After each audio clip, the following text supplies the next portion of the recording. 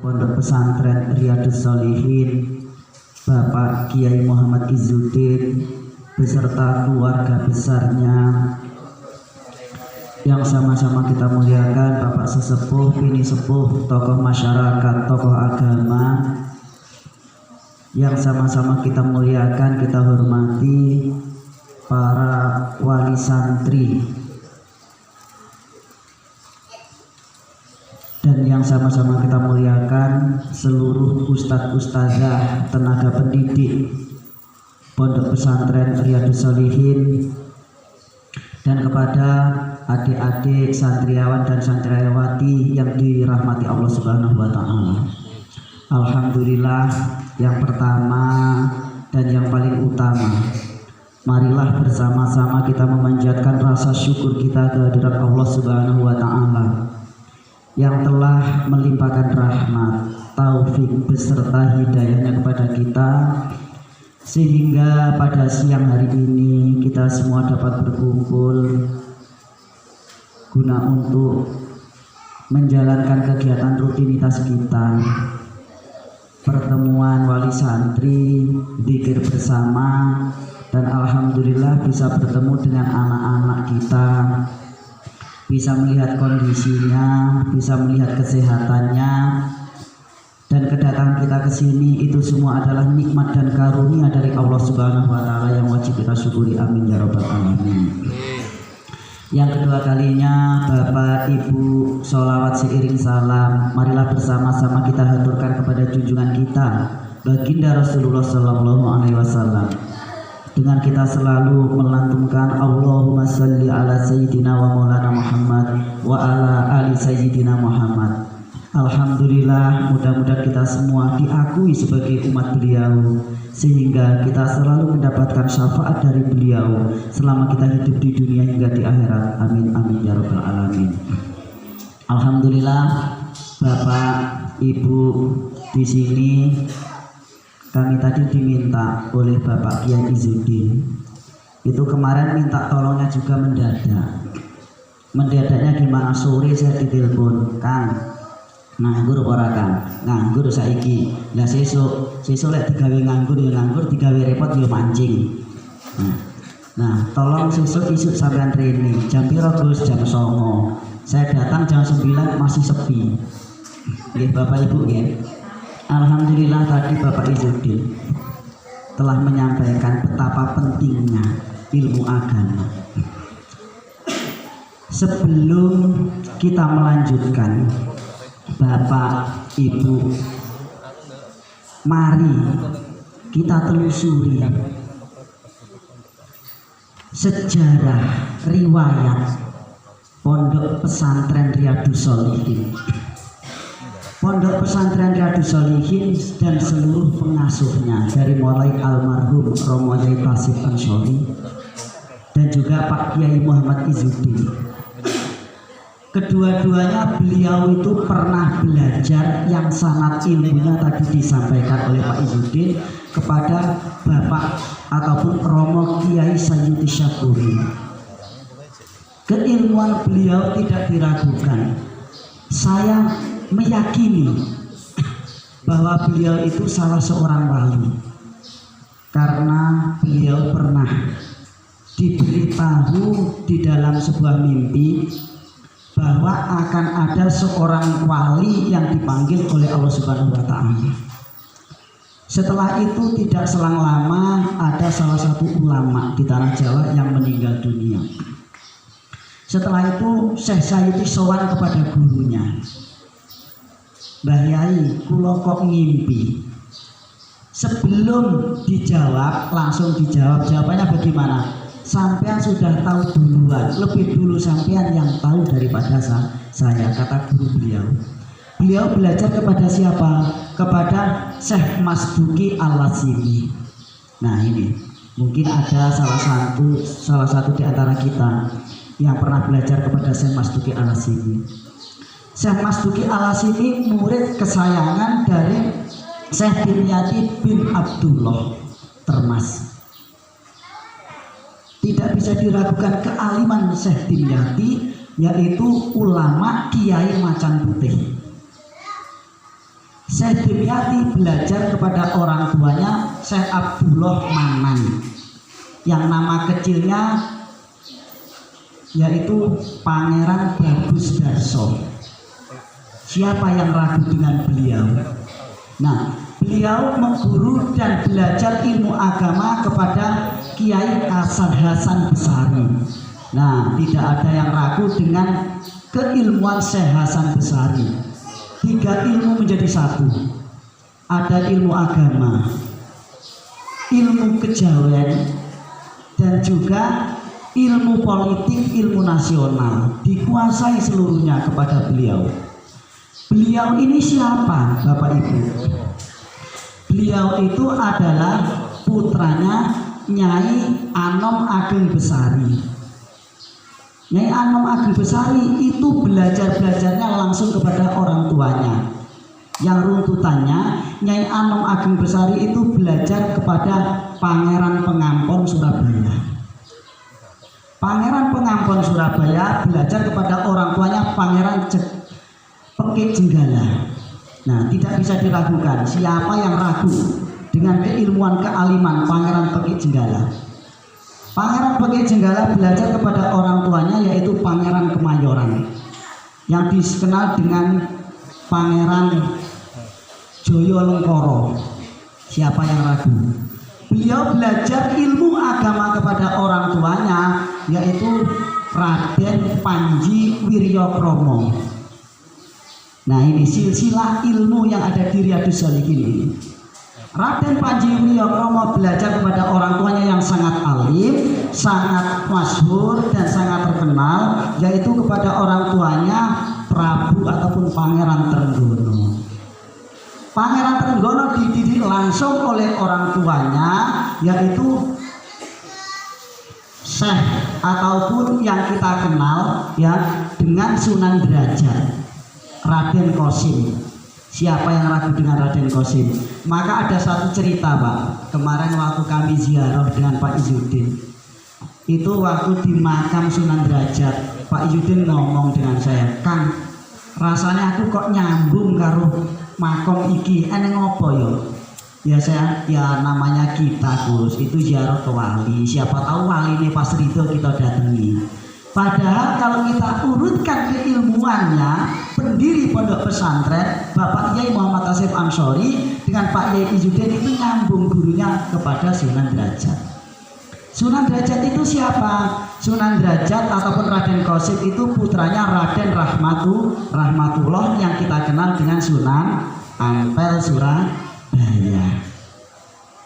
Sunan Ampel Surabaya belajar kepada orang tuanya Syekh Samarqandi. Nah, ini kemarin cerita sedikit, Pak.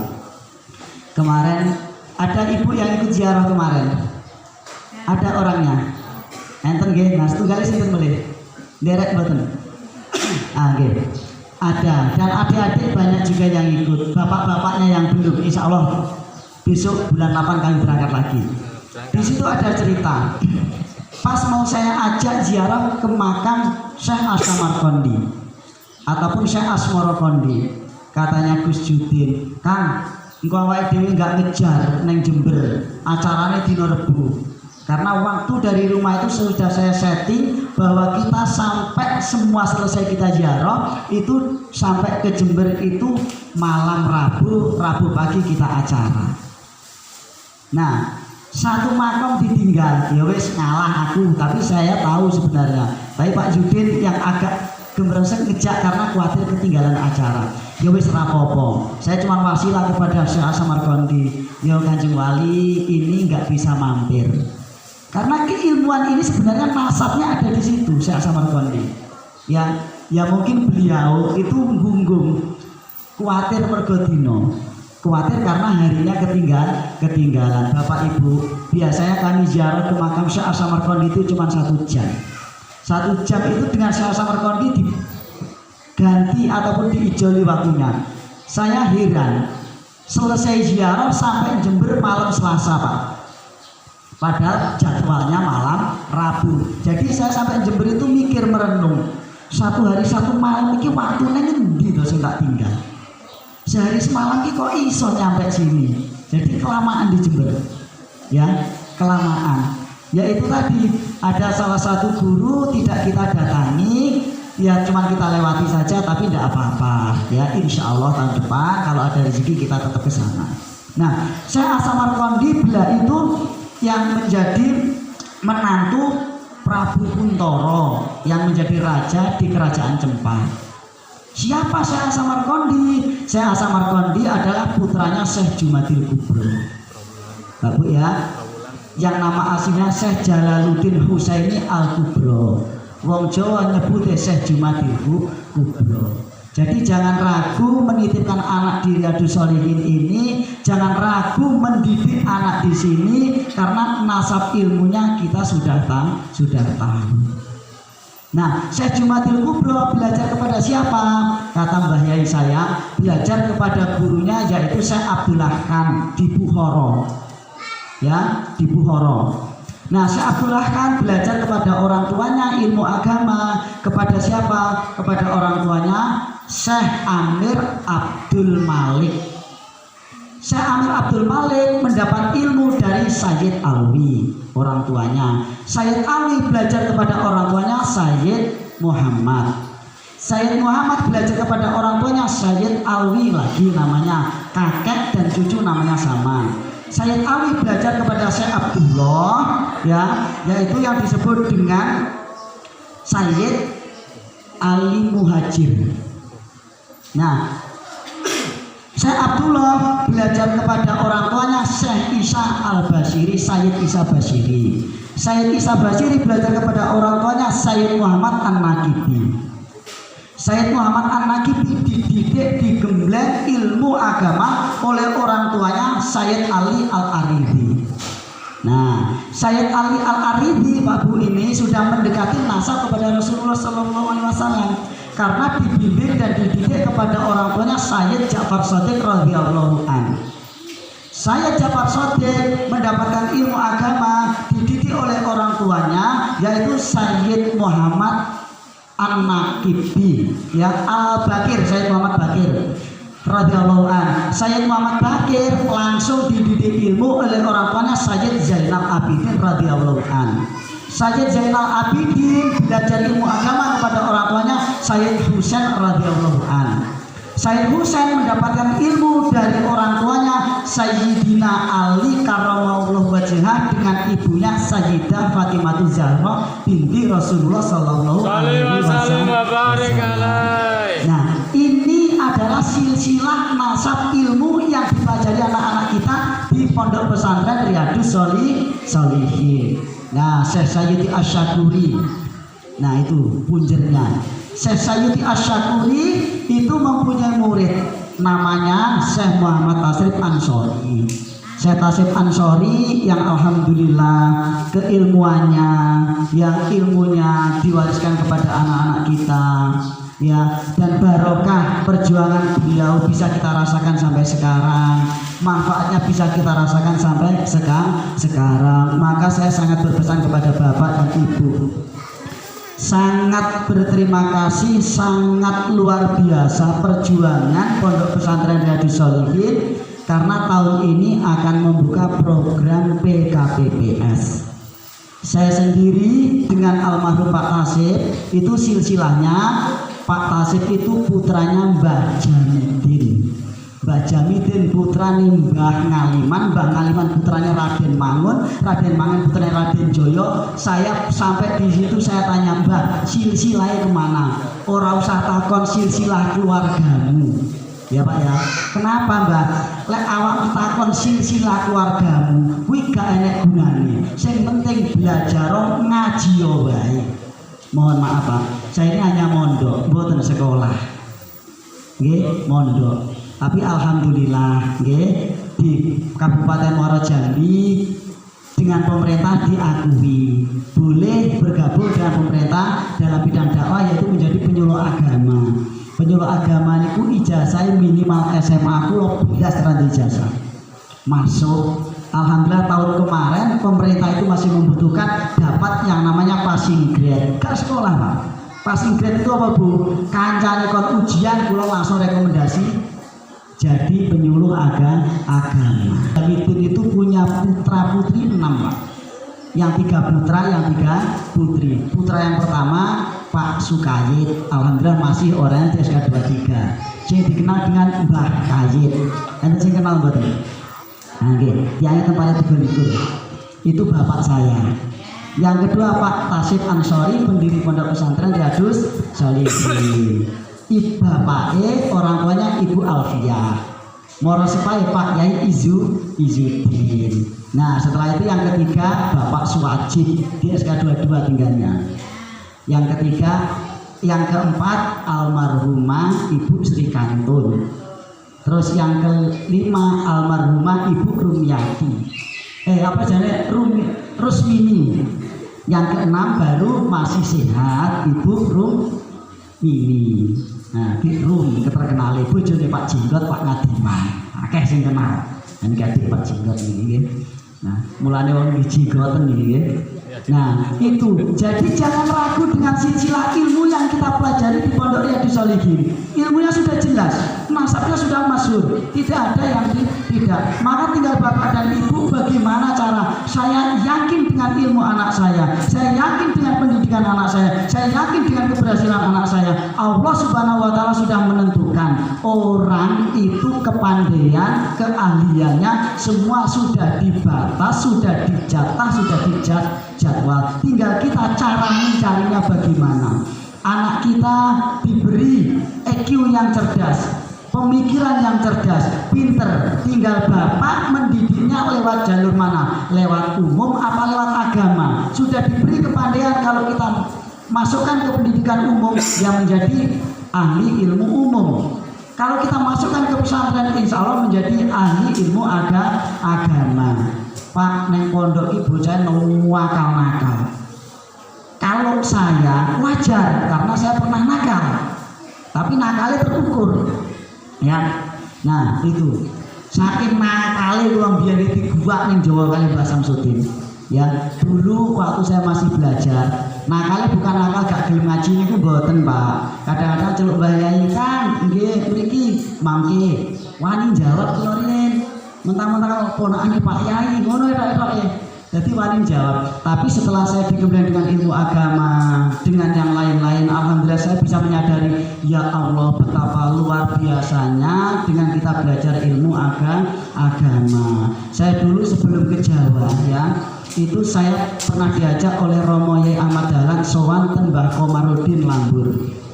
Setelah ngobrol-ngobrol panjang lebar ditanya, ini siapa Mbah? Ini siapa Pak? Kan gitu. Mbah Komar tanya kepada Pak Dahlan, iki ponakane Pak Tasik. Saya dipendeli, saya takut Pak, karena saya termasuk masih remaja kecil. Nengoknya gini, saya takut. Wes gak usah ada belajar karo pamanmu, paman saya, ya. Lek ora ya iku rek dimateni ilmune. Nah gitu. Setelah itu beberapa tahun saya ke Jawa. Saya belajar pada Syekh Sayyidi Syakuri, gurunya almarhum Pak Tasik. Nah dari situ silsilah gurunya ketemu kepada Sayyid Ali bin Muhammad bin Ali bin Abdullah. Itu ketemu silsilah gurunya. Ya Allah, memang benar apa yang disampaikan oleh Mbah Yai Komarudin, bahwa nasab ilmu itu akan ketemu kalau kita memang benar-benar mau belajar. Jadi saya yakin Bapak Ibu, anak sampean taruh di sini. Ikutkan program PKPPS. Karena apa? Kalau dimasukkan di pondok, ikut program PKPPS, ngajile alhamdulillah balik oleh ijazah. Tapi kalau sekolahnya di luar, ya mungkin Pak Yai ini mumet bagi waktu. Saya sendiri ngalami Pak. Saya tidak banyak santri. Yang santri kalong itu 69. Sing kalong Pak ya. Lek sing netep arek saiki, nek arek 13. Ya sing netep. Nah niku sekolahnya semua kerantau makmur Pak. Begitu balik dari sekolah jam 2 sampai tempat jam 3 belajar lagi. Saya merenung, ya Allah, ini piye solusine kan gitu. Nah Mas Akrom aja ayo Mbah bareng-bareng buka PKPPS. Saya pasarkan PKPPS di sana orangnya kurang paham. Ujungnya apa? Insya Allah tahun ini buka MTS. Ya, MTS. Jadi jangan ragu, Bapak Ibu, ilmu yang saya pelajari Pak Yai Izuddin sangat keilmuannya luar biasa. Almarhum Pak Yai Tasir sangat ilmunya luar biasa. Itu semua bernasab ke waliullah, yaitu Sunan Derajat. Maka saya mengharap dengan sangat kepada Bapak dan Ibu, kalau ada rezeki kita sisihkan, ada rezeki kita tabung. Mari bersama-sama kita belajar tabarukan, mencari barokah, berjalan, yaitu ziarah ke makam para wali songo. Karena apa Bapak Ibu, yang saya pernah belajar sama Mbak Yai Sayuti. Mbak Yai Sayuti pernah menyampaikan 3 perjalanan yang kalau kita lakukan walaupun tidak sengaja, itu hakikatnya adalah satu panggilan dari Allah Subhanahu wa taala. Yang pertama, mendatangi kegiatan majelis taklim. Maaf Bapak Ibu, pengajian iki nek boten dipanggil kali Gusti Allah, jangankan dari Lambur, jangan dari Sabah, sebelah nolak boten dipanggil kali Gusti Allah boten dugi. Ini sangat luar biasa. Siapa orang yang mendatangi pengajian-pengajian ini sangat luar biasa. Ini adalah panggilan dari Allah Subhanahu wa taala, memperkenalkan, menyambung silaturahmi, menambah wawasan, menambah pengetahuan, insya Allah menambah amal. Kalau di rumah kita tadi tidak bisa mengamalkan, yaitu sholawat naria. Kalau di rumah mungkin kita tidak melakukan sholat duha. Kalau di rumah kita tidak tahu nasab ilmu anak-anak bapak, putri-putri bapak, nggak tahu. Tapi karena kita datang, kita tahu, oh anakku ini belajarnya dan dia disolikin pun nasabnya jelas. Ya, adik-adik besok nasab ilmu itu dihafalkan, jangan hanya didengarkan, harus hafal. Nasab guru itu harus hafal. Ya, kudu ngerti. Minta sama Pak Yai catatannya, insya Allah ngerti kabeh, ketemu kabeh. Ya, jadi apa? Kalau kita ada kesalahan, itu ada yang bertanggung jawab dari atas. Nah, Bapak Ibu, yang kedua apa? Kata Mbak Yai Sayuti, yang kedua adalah perjalanan ziarah kepada para kekasih Allah yang masih hidup maupun yang sudah tiada. Kepada siapa? Para ulama, para wali, para kiai. Bapak datang ke rumah kiai itu bukan kehendak Bapak sebenarnya. Itu adalah panggilan, perintah dari Allah Subhanahu wa taala yang menjalankan kita ke rumah Mbah Yai. Ziarah wali songo itu kalau kita belum pernah berjalan, mohon maaf Pak, itu mikirnya banyak, biayanya entek piro. Nah, kalau rincian biaya, kalau berangkat sama Pak Izudin, yakin Bapak punya duit 2 juta bisa sampai balik, tapi baliknya nanggung ngangsur bulanan selama 11 bulan, mungkin lebih biaya mobil bisa. Tapi Pak Judin kan aku ribet kan, lah enek wong arep ngangsur urusan langsung karo sampeyan, gak apa-apa dengan saya. Pak, saya punya duit 500.000 mau ke Jawa, bisa bareng ziarah, tapi mangan dhewe, bayar 500 tekan, balik meneh nyampe rumah. Ngangsur bulanan selama 1 tahun. Pak, saya punya duit 1 juta Pak, boleh berangkat mangan dewe, nyampe rumah nanggung biaya ngangsur selama 11 bulan. Aman kalau ziarah ke Pak Yai, betul kuat. Ya, para kobol-kobol balik ziarah mikir utang. Alhamdulillah tahun depan, nah ini salah satu yang saya bawa. Tahun depannya saya berangkat lagi dengan membawa 30 orang jamaah. Ya, 29 jamaah, 30 dengan saya. Saya nomboi 42 juta Pak. Alhamdulillah. Nah, dari mana duitnya? Wallahu a'lam. Tapi jangan diniati balik ziarah jadi pesugihan, jangan. Balik ziarah usahanya lancar, jangan. Kita mencari ridhonya walinya Gusti Allah. Alhamdulillah sekarang tiap tahun berangkat. Kemarin tahun 2019 saya enak-enak di rumah, Pak Yai tolong saya antarkan ziarah. Kapan? Sekarang berangkat. Jam 9 saya ditelepon Pak, jam 1 jemput mobil mewah berangkat ziarah. Teko meneh. Padahal bulan 2 saya berangkat, bulan 7 saya berangkat lagi. Habis itu tahun 2020 Pak, berangkat lagi bawa jamaah. Ya, rombongan Budi Sawiem, insya Allah Pak Kodo, Bapak Imas Aan. Nah ini, nah itu tadi berangkat ziarah Pak Bu.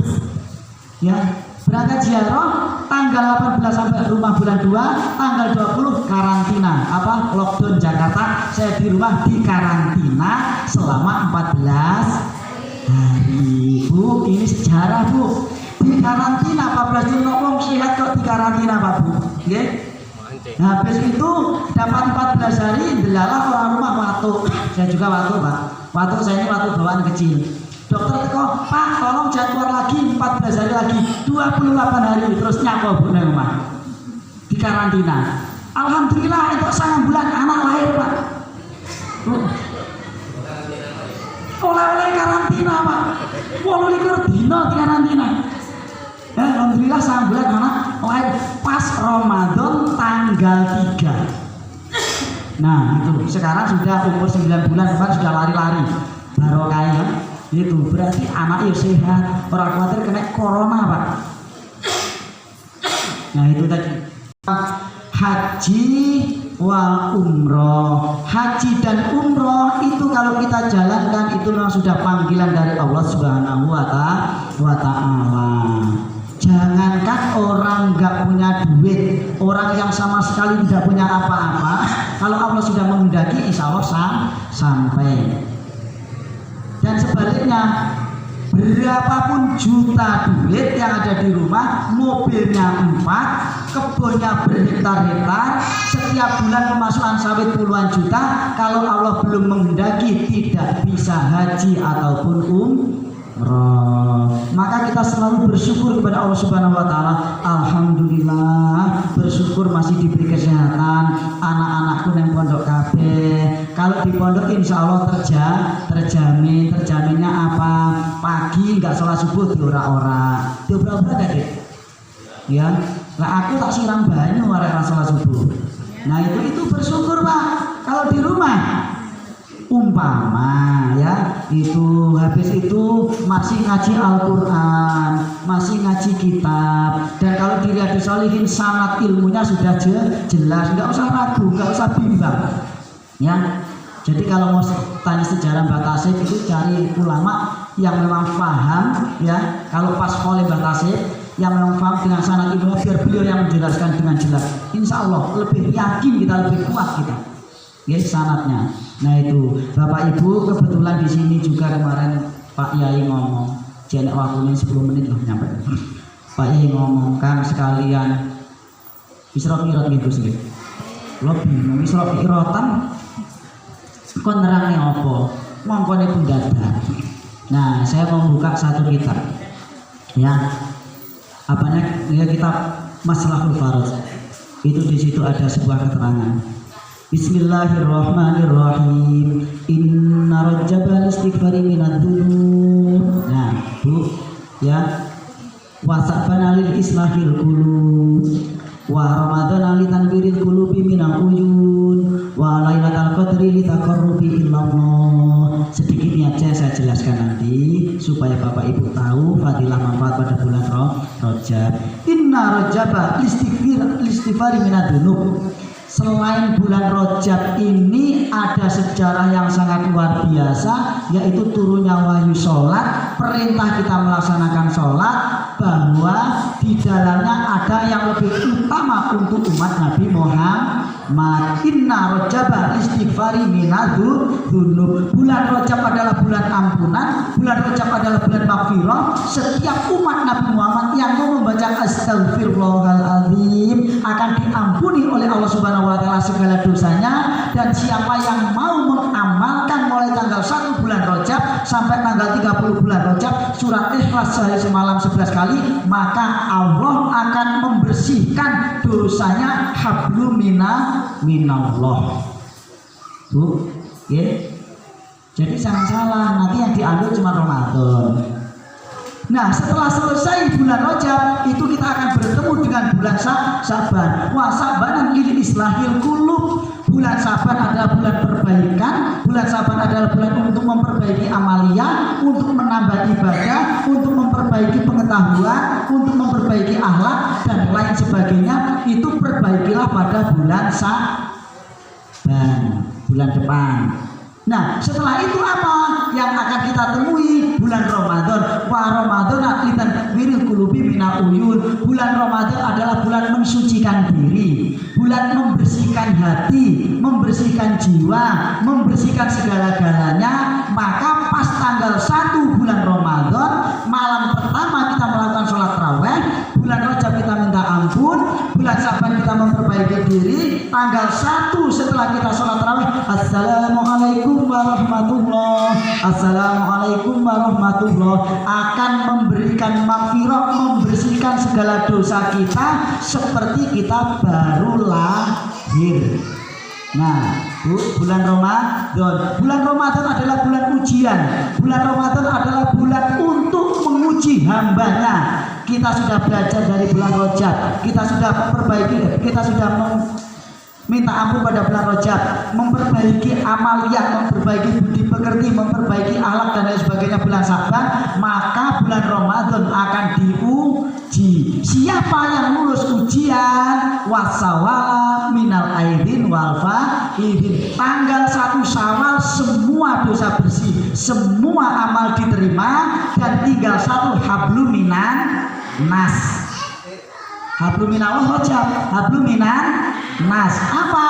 Bapak Ibu diperintahkan silaturahmi, ya, mohon maaf lahir batin, minal aidin walfa idin, yang berhubungan langsung dengan manusia, yang berhubungan dengan Allah pada bulan Rajab, untuk belajar pada bulan Syaban, diuji pada bulan Ramadan. Maka jangan heran Bapak Ibu kalau di kampung daerah kita Ramadan rajin nang masjid, rajin nang musola, bar Ramadan hilang. Karena kita kalau anak sekolah orang melu belajar langsung melu ujian. Iku biasanya 0,0% sing lulus, nggih mboten. Nah, mau lulus gimana?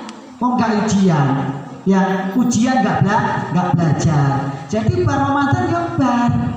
Coba lihat sebulan Rajab, ya Allah minta ampun, istighfar, memperbanyak membaca surat Ikhlas. Pada bulan Syaban belajar nang masjid, melok jamaah, sholat 5 waktu, melok maghriban, melok isaan, syukur-syukur melok subuhan. Ramadan ujian, kalau diuji lulus, insya Allah ber Ramadan langgeng istiqomah. Pun heran nang masjid nang isine bapak-bapak mawon liyane endi, nggih.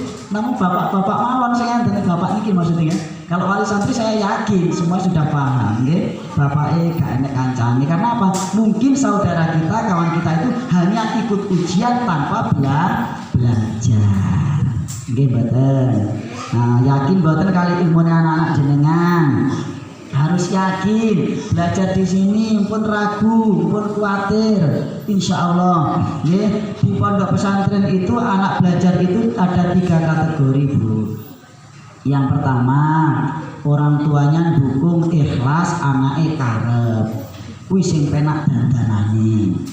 Sing kedua, bocah karep wong tuane ra dukung, anake ngajine rajin, kadang-kadang wong tuane jarang-jarang ngurus, enek.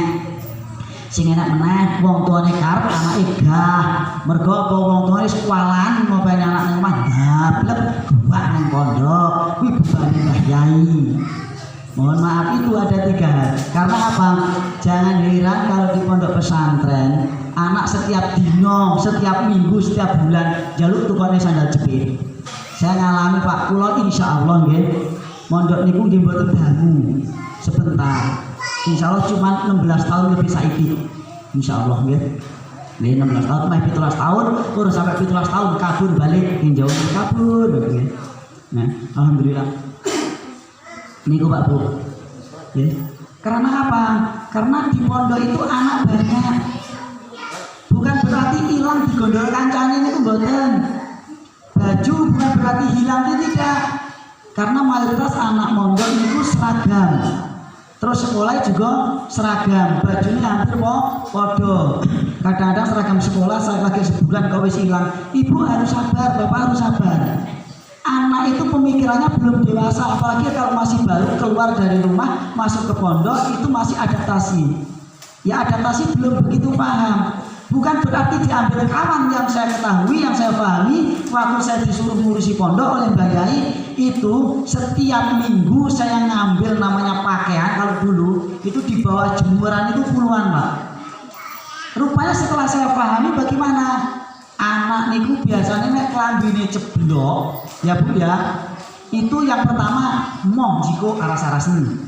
Yang kedua, sudah jatuh, mau saya ambil, ya kalau punya saya, kalau punya kawan, karena sama, harus dimaklumi. Ya, ada sing rasa-rasen, ya, mbak-mbaknya kadang-kadang ya, celana daleme, rok daleme, ceblok, arep jiko isin, sidane, Pak, klambine ilang, Mak, roknya ilang dan sebagainya. Itu wajar, itu biasanya sampai 1 tahun terjadi seperti itu. Harus dimaklumi. Jangan terus nyalane, wah nang pondok kono dino kok ilang. Nang ngendi-ndi gen, saya dari pondok satu ke pondok lain, kalau saya pahami sama, Pak Bu. Sama. Seperti itu yang terjadi. Kadang-kadang enek sing iseng kancane niku sandal jepit dinggane ning seng. Enten nggih digoleki gak ketemu ngomong ilang. Pak, sandalnya ilang. Wis jaluk nggih dikirimi duit tuku sandal. Untuk seminggu sandalnya ketemu, kira-kira anaknya ngomong, Pak sandalnya ketemu, ini duit sandalnya tak balik. Betul, besok gitu juga, hilang jaluk meneng. Tapi kalau walaupun ketemu anak diam, nggak bakal ngomong, Pak sandalnya ketemu, si sandal kita balik meneng rumah, tidak. Itu yang terjadi, maka harus maklum. Dan masuk ke pondok pesantren, Bapak Ibu, ya ini saya dulu waktu di Pondok Al-Hidayah. Nah tadi Pak Judin nyampaikan. Lembaga saya namakan Hidayatus Sholihin. Karena saya masih kecil itu digembleng oleh Basan Pondok Pesantren Al-Hidayah. Di sini keluarga saya Pondok Pesantren Riyadus Sholihin. Jadi Hidayah dan Sholihin saya gabung menjadi satu, Hidayatus Sholihin. Harapan saya anak-anak yang mau belajar mendapat hidayah dan menjadi anak yang soleh dan solehah. Moga-moga barokah. Nah, barokahnya anak ya itu tergantung doa orang tua. Bapak, Ibu, jangan heran dengan anak-anak kita. Saya waktu belajar di Pondok Pesantren Al-Hidayah, itu saya disuruh ngomong anak, itu yang baru-baru teko. Bu lanang bu wedok, pokoknya angger lagi teko, ikut dikongkon melu aku, yo bagiannya neng ladang nandur bolet dia. Tahu bolet Bu? Ubi rambat biasa. Nggih rada rekoso ya. Rekoso tapi golek barokah. Ya, nanam ubi. Nah, anak itu saya teliti, saya perhatikan, nangis kaya apa, nek sabar 100 dino neng pondok, insya Allah kerasan sak teruse. 100 dino itu 3 bulan lebih titik. Bapak ya, itu 3 bulan lebih 10 hari. Tapi nek urungnya nek 100 dino anaknya sambat ngumpet sama jemput, sesok sebulan meneh ngumpet meneh Pak. Dijemput meneh, sesok bulan ngarep ngumpet meneh jemput gak balik anaknya pondok. Urung itu 100 dino ojo pisan-pisan jak balik. Ora sampai setahun anak kita nang pondok nggih. Niku kebanyakan, tapi ada juga yang bolak-balik tapi kerasan. Mergo lek balik seweneni karo mama ikut balik nang pondok, balik. Sembuh nang pondok mbok ngaji mbok turu gak ngerti sementing balik. Terpaksa, ya karena terpaksa menjadi terbiasa wis enak nang pondok enggak diseneni turu dijarani karo Mbah Yai. Lek nang pondok padahal diumum-umum barang. Nah, itulah seluk-beluk ya citra yang ada di dalam pondok. Semua itu butuh proses, butuh pendidikan yang matang. Saya yakin Bapak Ibu doakan anak-anak kita. Mohon kepada Allah Subhanahu wa taala, yakin sing melu PKPPS ilmune pondok oleh balik duwe ijazah. Jangan ragu, Pak. Anak saya kalau ijazah seperti ini nanti kalau besar jadi apa? Saya menjadi contoh salah satu. Kula niku sekolah MI, Madrasah Ibtidaiyah. Habis itu saya cuma mondok dari pondok ke pondok. Nah, saya punya guru yang berjasa namanya Pak Sai, sekarang tinggal di Penganyut 7. Kalau ada orang Penganyut mungkin kenal. Ya, itu menjadi ketua RT. Itu yang berjuang kepada saya, yang memperjuangkan saya untuk mendapatkan ijazah SMP 2. Dulu SMP Negeri 1, aku ya SK12. Saya cuma ikut sekolah itu ujian kelas 2, ujian kedua dan ketiga, kelas 3 ujian kedua dan ketiga. Karena perjuangan beliau saya dapat ijazah. Enggak sekolah. Habis itu kebetulan SMP itu jangan heran Bu, SMP terbuka. Orang SMP negeri enggak oleh. Ya. Habis itu saya dari pondok ya itu mendapatkan syahadat ataupun ijazah pondok pesantren namanya syahadat. Waktu saya tinggal di Muaro Jambi tahun 2006, saya dipanggil ke kabupaten, Pak punya ijazah ada ini pondok pesantren, langsung rekomendasi menjadi dai kabupaten selama 5 tahun. Habis dari dai karena ada keperluan saya tidak ikut ujian, saya dipanggil ke Kementerian Agama, yaitu menjadi penyuluh agama sampai sekarang. Ijazahnya apa? Gak nganggo ijazah, nganggo apa? Nganggo belajar. Belajarnya tentu di pondok. Pondoknya mana? Salah satu nasab pondok pesantren keilmuannya di sini dan di Al-Hidayah. Nasab sini dan Al-Hidayah nanti ketemu nasab gurunya kepada Syekh Alwi bin Muhammad bin Alwi bin Abdullah. Belajar di sini, taruh di sini. Kalau di sana nanti ke Rasulullah itu ke 42-nya, kalau di sini ke 31 tuwek mriki. Cara ilmu nggih. Tuwek iki gak apa-apa, tergantung Bapak Ibu, monggo silahkan. Tuwek mriki. Adik-adik pesen kula ngaji sing tenanan, masa depan Gusti Allah sing ngatur, masa depan Gusti Allah sing nentokne, sing penting memahami ilmu agama, dan insya Allah dari ilmu agama ilmu umum untuk tambahan. Sampun dibalik nih Pak, anaknya beres sekolah sambil ngaji, yang penting itu ngaji sambil sekolah. Karena kalau kita sudah meninggal itu mintanya disolati, nyolati jenazah itu belajarin yang pondok. Sama takon anak-anak sampeyan sing sekolah umum kokon ngadep dengan orang tuanya jajal sholat jenazah, yakin gak apal. Lek pondok insya Allah. Terus balik kita harus meninggal, doanya anak yang soleh dan solehah inilah yang kita minta. Anak yang mana? Yang ngaji ilmu agama, ngandalnya tanggane malam 1, 2, 3 sampai malam 7 prei, ketemu lagi malam 40. Tapi kalau anak insya Allah ya itu setiap saat diwasilai di Fatihai itu dari mana? Agama. Pas kita meninggal yasinan. Ya belajar baca Al-Quran di mana? Di pondok. Alhamdulillah kita harus dipundut, kita meninggal, kita tetap dikirim doa kali anak-anak. Sampun ragu, keratan wekdale sampun siang. Ini pun jaluke jam 12 kurang 10 menit. Korupsi waktu 5 menit. Ada Mas? Qiraat. Nah, kalau jaluk tulung nggih barokah dungane jaluk neng Pak Yai. Mosok kula meneh rangkep nggih ten Pak Ijo mawon nggih. Bapak Ibu sadèrèng nyunaken pangapunten. Kalau saya ngaji nggih ngeten iki kadang-kadang enten kasare, enten aluse. Tapi kula paling seneng lek ngaji-ngaji kali wali santri, karena wali santri itu pasti punya anak yang ngaji menjadi santri. Doa santri itu doa paling mustajab. Doa santri doa paling mubarak. Karena apa? Romai Sayyidi Saburi pernah berpesan, selama awak mujib nyantri dungo dikabuli, tapi lek awak wis balik urung karuan. Makanya Mbah Sayyidi itu kalau ada apa-apa itu tidak meninggalkan santri.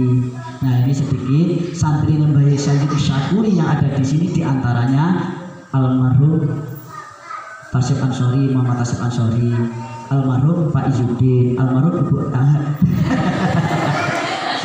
almarhum pernah ya Pak Yai Izzuddin kok almarhum Gus nggih ora semangat ora gelem guyu ket mau meneng terus calon nggih meneng mendeli aku bingung lah ki almarhum malah guyu ya.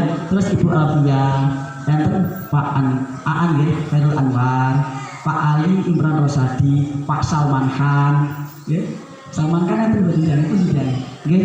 Terus Pak Hanafi, alhamdulillah kula nyantri ning Mbah Sayyidi sing paling keri mangkate, paling dhisik balike. Sedilut cuma 7 tahun kurang iki teman-teman. Nggih. Keri mangkate balik dhisik tiba itu rekanane, Kang, teko keri kok balik dhisik. Gak apa-apa nggih. Karena apa? Wis tuwa Pak Bu nggih. Kalau aku randang balik, randang rabi, kalau aku sebungkuk anaknya lagi cilik-cilik ya. Alhamdulillah randang balik itu setahun nikah. Anaknya wis 3 Pak Bu ya, alhamdulillah. Nah itu salah satu diantaranya. Ada juga Pak Yai Hasan Huri, pendiri pondok pesantren di Sungai Bungur. Nah itu juga ada Pak Arif nih, ponakannya Pak Jenggot Jili ya. Nah itu Mas Arif, Mas Ami, Jali. Itu salah satu muridnya Mbah Sayyidi yang nasabnya saya terangkan tadi nyambung kepada Kanjeng Sunan Derajat. Nah makanya sama adik Pak Jenggot ini jangan sampai tahun ngarep gak ziarah, nggih Mas. Harus ikut ziarah ben ngerti gurune awake dhewe. Ora ziarah karo gurune sapa. Saya khawatir nggak tahu nasab gurunya, ujung-ujungnya yang disampaikan Pak Yadati nggak kenal nasab guru. Nasab guru nih, sangko anak buah Fir'aun, ya kuwi koron. Ya isi dari isu awak sore ngumpul-ngumpul dunya, nanti ibadah.